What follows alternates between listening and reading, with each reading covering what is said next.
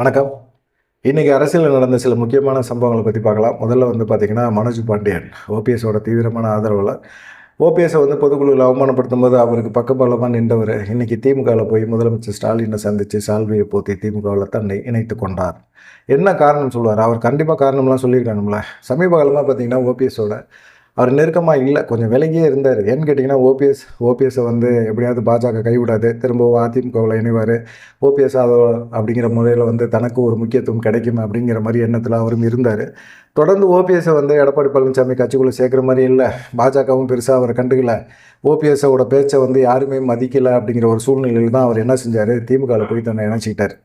திமுகல இணைக்கிறதுக்கு முன்னாடி திமுகவோட ஒரு டீல் பேசி தான் அவர் மனோஜ் பாண்டியன் சேர்ந்திருக்காரு. அவருக்கு திரும்பவும் சட்டமன்ற தொகுதியில், அவர் நின்ற தொகுதியில் ஆலங்குளத்தில் திரும்பவும் அவர் திமுக சார்பாக போட்டி போடுறதுக்கான வாய்ப்பை கொடுக்கணும் அப்படிங்கிறத உறுதியாக ஏற்றுக்கிட்டு தான் அவர் சேர்ந்திருக்கிறாரு அப்படிங்கிற மாதிரி சொல்கிறாங்க. சேகர் பாபுவோட காரில் போயிருக்காரு, முதலமைச்சரை சந்திச்சிருக்கிறாரு அப்படிங்கிற மாதிரி தான் இருக்குது. அதுக்கப்புறமா வெளியே அவர் பேசின ஒரு விஷயம்தான், திராவிட சித்தாந்தத்துலேருந்து பார்த்தீங்கன்னா அதிமுக இப்போ நழுவிருச்சு. ஒரே ஒரு கட்சி தான் திராவிட சித்தாந்தத்தை இப்போ கையில் தூக்கி வச்சிருக்கு அப்படின்னா அது திமுக தான். எம்ஜிஆர் ஜெயலலிதாவுக்கு அப்புறமா திமுக முதலமைச்சர் ஸ்டாலின் அவர் தான் திராவிட சித்தாந்தத்தை கையில் வச்சிருக்கிறாரு. எடப்பாடி பழனிசாமி சுத்தமாக கட்சியை முடிச்சிட்டாரு, சோழியை முடிச்சிட்டாரு. பாஜகவோட கிளை கழகம் போல் செயல்பட்டுக்கிட்டு இருக்காரு. பாஜக தமிழ்நாட்டில் அதுக்குன்னு ஒரு மாநில தலைவர் போட்டு அதுக்குன்னு ஒரு தனி அலுவலகம் போட்டு செயல்பட வேண்டிய அவசியமே கிடையாது.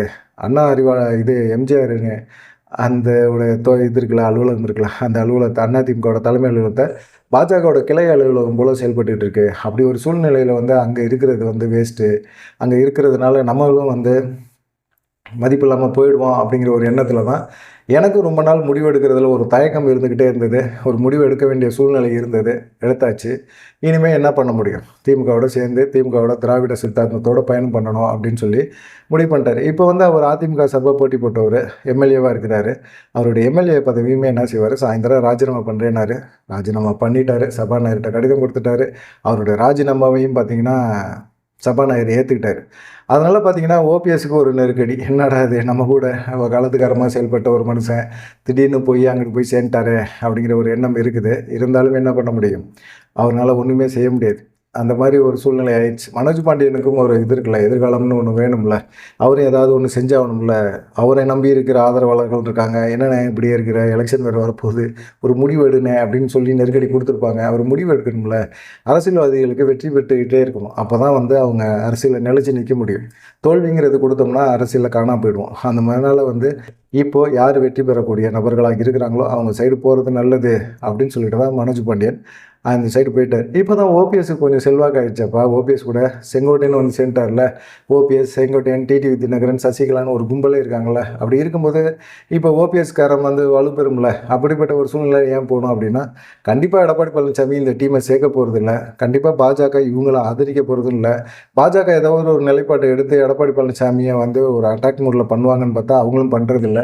அதிமுக அழிக்கணுங்கிற எண்ணத்தில் அவங்களும் செயல்படுறாங்க. அப்படிப்பட்ட ஒரு சூழ்நிலையில் எப்படி ஓபிஎஸ்ஸை நம்பியும் நிற்க முடியாது, செங்கோட்டையனை நம்பியும் நிற்க முடியாது, சசிகலா டிடிவி நம்பியும் செயல்பட முடியாது அப்படிங்கிற ஒரு எண்ணத்தில் தான் அவர் திமுகவில் போய் சேர்ந்துட்டார். அது அவருடைய எண்ணம், அவருடைய எதிர்காலத்தை நோக்கி அவர் பயணம் பண்ணுறாரு. அப்படிங்கும்போது அதில் ஒன்றும் மறுப்பே சொல்ல முடியாது. ரெண்டாவது விஜய் தாவேகால சில முக்கியமான முடிவுகள்லாம் இப்போ எடுக்க ஆரம்பிக்கிறாரு. விஜய் இப்போ நேரடியாக புஸ்லி ஆனந்த், அதே போல் ஜான் ஆரோக்கியசாமி இவங்க சொல்கிறதெல்லாம் அவங்க தயாராக இல்லை. அந்த மாதிரி சூழ்நிலையில் அவங்க செயல்படுறாங்க. அப்படிங்கும்போது பார்த்திங்கன்னா கண்டிப்பாக அவங்களுக்கு இப்போது விஜய்க்கு ஒரு நோக்கம் இருக்கணும். ஏதாவது கட்சியை சரியான வழிநடத்தல் வேணும். தவறான வழிநடத்தலில் நம்ம மாட்டிட்டோம், அதே திரும்பவும் நடக்கக்கூடாது போல் சம்பவம் அப்படிங்கிற மாதிரி எண்ணத்தில் இருக்கிறாங்க. அதோட இப்போ மிக முக்கியமாக பார்த்திங்கன்னா அவங்க அம்மா சோபா விஜய்க்கு ஒரு அட்வைஸ் பண்ணியிருக்காங்க. தம்பி, நீ 2வது மாநில மாநாடு மதுரையில் நடத்தின, மதுரையில் மாநில மாநாடு நடத்தும் போதே கொடிக்கம்பம் சாஞ்சிருச்சு. அப்பயே நான் ஜோதிடர்கிட்ட போய் கேட்டேன். ஜோதிடர் என்ன சொன்னார் அப்படின்னா, இது ஒரு அபசகுணம், விஜய்க்கு ஒரு கெட்ட பேர் ஏற்படுத்தும், நீங்கள் கண்டிப்பாக இதுக்கு ஒரு பரிகாரம் பண்ணி தான் ஆகணும் அப்படிங்கிற மாதிரி ஒரு இதை சொன்னாங்க. அப்பயே நான் உன்ட்ட சொல்லணும்னு முயற்சி பண்ணேன். புதுசியாக இருந்துட்டுலாம் சொல்லியிருக்கிறேன், ஆதவர்ஜினாட்டெல்லாம் சொல்லியிருக்கிறேன். யாரும் பெருசாக அதை இது இல்லை, சாதாரணமாக நடந்த சம்பவம். இந்த சம்பவத்தை நம்ம எப்படி பெருசாக எடுத்துகிட்டு போகிறது அப்படிங்கிற மாதிரி சொன்னாங்க. ஆனால் அதே போல் ஒரு அபசகுணம் மாதிரி தானே ஒரு கரூர் சம்பவம் சம்பவம் நடந்து போச்சு. இனிமேல் ஜாக்கிரதையாக பார்த்து செயல்படணும்ப்பா. நம்ம ஜோசியக்காரர் என்ன சொல்கிறாரோ அதே போல் நீ இது பண்ணு. இப்போ கூட்டணி தொடர்பான பேச்சுவார்த்தை நடத்த வேணாம்னு சொல்லியிருக்கிறாரு. அதே போல் நடத்தாத அப்படின்னு சொல்லியிருக்காங்க. அதே போல் வந்து பார்த்திங்கன்னா எஸ். சந்திரசேகரும் அவங்க அம்மா மூலமாக சோபா மூலமாக பார்த்திங்கன்னா சில விஷயங்களை சொல்லியிருக்கிறார் விஜய்க்கு. முக்கியமான ஆலோசனைகள் எடுக்கும்போது கலந்து ஆலோசனை பண்ணி நீ முடிவெடு, புஸ்லி ஆனந்தையோ ஆதவ அர்ஜுனாவையோ முடிவெடுக்க விட்டு நீ வந்து செயல்படாத அப்படிங்கிற மாதிரி ஒரு இதை சொல்லியிருக்கிறாங்க. இது விஜய் தரப்புலையும் வந்து இதுதான் நல்ல முடிவு அப்படிங்கிற மாதிரி எண்ணத்தில் இருக்கிறார். எப்பயுமே எஸ். சந்திரசேகர் சொல்கிறத கேட்க மாட்டார். இப்போயும் பார்த்திங்கன்னா அவர் கேட்குறதுக்கான வாய்ப்புகள் இல்லை. இருந்தாலும் பார்த்திங்கன்னா இந்த சம்பவம் கரூர் சம்பவத்துக்கு அப்புறம் சில முக்கியமான முடிவுகளை எடுக்கணும். எஸ். சந்திர சொன்ன மாதிரி தான் அவர் வந்து என்ன செய்கிறாரு, ஒவ்வொரு மாவட்டத்திலும் வழக்கறிஞர் டீமை வந்து வலுப்படுத்து, முக்கியமான தலைவர்கள் முக்கியமான வழக்கறிஞர்களை கொண்டாந்து வழக்கறிஞர்கள் டீமை வந்து பெருசாக ஆக்கி வையே. ஒவ்வொரு மாவட்டத்துலையும் வழக்கறிஞர்கள் டீம் வந்து நமக்கு வலுவாக இருக்கணும். அப்போ தான் வந்து நம்ம பிரச்சனையை ஃபேஸ் பண்ணுறதுக்கான முடியும். இல்லை அப்படின்னா 2ஆம் கட்ட தலைவர்கள் இவங்க எல்லாத்தையுமே பாதுகாக்க நம்மளால முடியாது, பார்த்துக்க அப்படின்னு சொல்லியிருக்காங்க. அதுக்கப்புறம் தான் வந்து மகளிர் அணி, அப்புறமா தொண்டர் படை, அதே போல் வந்து பார்த்திங்கன்னா வழக்கறிஞர் அணி இதெல்லாம் வந்து வலுவாக்குறதுக்கான முயற்சியில் போய் இறங்கியிருக்காரு. அது இல்லாமல் வந்து பாதுகாப்பு அப்படின்னு சொல்லிட்டு நம்ம ஒவ்வொரு தடவையும் காவல்துறையிட்ட கேட்டுக்கிட்டு இருக்க முடியாது. ஒரு தொண்டர் அணியை அமைச்சு நம்ம தொண்டர் படையை உருவாக்கி அவங்க மூலமாக ஒரு 2000 3000 பேரை உருவாக்கி வச்சோமா அவங்க மூலமாக கும்பலை வந்து கட்டுப்படுத்துறதுக்கான ஒரு வாய்ப்பை உருவாக்க முடியும் அப்படின்னு சொல்லிட்டு விஜய் முடிவு பண்ணியிருக்கிறாரு. ஜோதிடர் சொன்னபோது தான் விஜய்க்கு நடந்திருக்குது அப்படிங்கிற ஒரு எண்ணத்தில் இப்போ விஜய் நம்பிக்கையில் வந்துட்டார். 3வது மிக முக்கியமான ஒரு விஷயம் அன்புமணி, ராமதாஸ் இவங்க 2 பேர்த்துக்குமான ஒரு கோஷ்டி பூசல் இருந்துக்கிட்டே இருக்குது. இன்றைக்கி வந்து பார்த்திங்கன்னா வாழப்பாடி அருகே பெத்தநாயக்கம்பாளையத்தில் வந்து ஒன்றிய செயலர் ஒருத்தரோட அப்பா இறந்து போயிட்டார். அது வந்து சேலம் அருள் வந்து அங்கே போகிறார். அவர் வந்து சேலம் அருளோட வந்து ராமதாஸ் கட்சியில் இருக்கிறாரு. ஆனால் பார்த்தீங்கன்னா அன்புமணி ராமதாஸோட ஆட்கள் வந்து அருளோட காரை வந்து வழிமறைகிறாங்க. நல்லா இருந்த கட்சியை இப்படி உருப்படாமல் பண்ணி விட்டீங்களே நீயும் ஜிகே மணியும் சேர்ந்துட்டு அப்படின்னு சொல்லிட்டு அருளோட காரை வந்து வழிமறைக்கிறாங்க. அப்போ அருளோட காரில் போனவங்க கிட்டத்தட்ட வந்து ஒரு 50 பேர் போயிருக்காங்க. ஆனால் வழிமறிச்சது எத்தனை பேர்? 15 பேர். உருட்டுக்கட்டை கல் கில்லுன்னு எடுத்து அடிக்க ஆரம்பிக்கிறாங்க.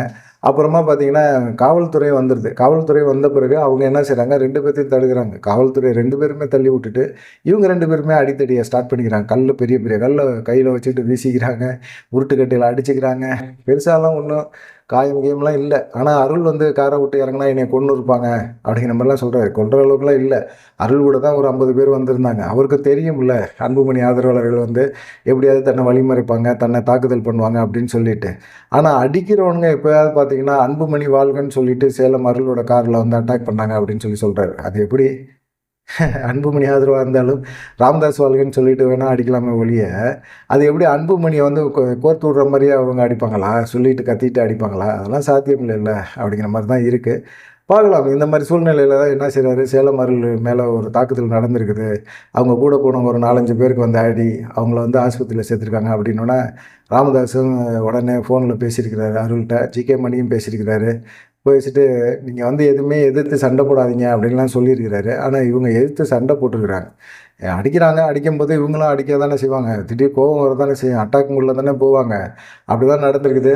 பார்க்கலாம் என்ன நடக்குமா அப்படின்னு சொல்லிட்டு அவர் அருள் என்ன சொல்கிறாரு, அன்புமணி அராஜகத்தை கையில் எடுப்பாருங்க. நாங்கள்லாம் இளைஞர்களை வந்து தவறான வழி நடத்துறதுக்கு நாங்கள் விரும்பலை அப்படிங்கிற மாதிரி அருள் வந்து சென்டிமெண்ட்டாக சினிமா ரஜினி டைலாக் மாதிரி ஒரு பஞ்சு டைலாக்காக பேசியிருக்கிறாரு அப்படிங்கிற மாதிரி தெரியுது. பார்க்கலாம் என்ன நடக்கும் அப்படின்னு. இன்னும் நிறைய கூத்துகள் வந்து நடக்கும். இன்றைக்கி நடந்த அரசியலில் சில முக்கியமான சம்பவங்கள் இதுதான். நீங்கள் இதை பற்றி என்ன நினைக்கிறீங்க அப்படிங்கிறத மறக்காமல் கமெண்ட் பண்ணுங்கள். நன்றி, வணக்கம்.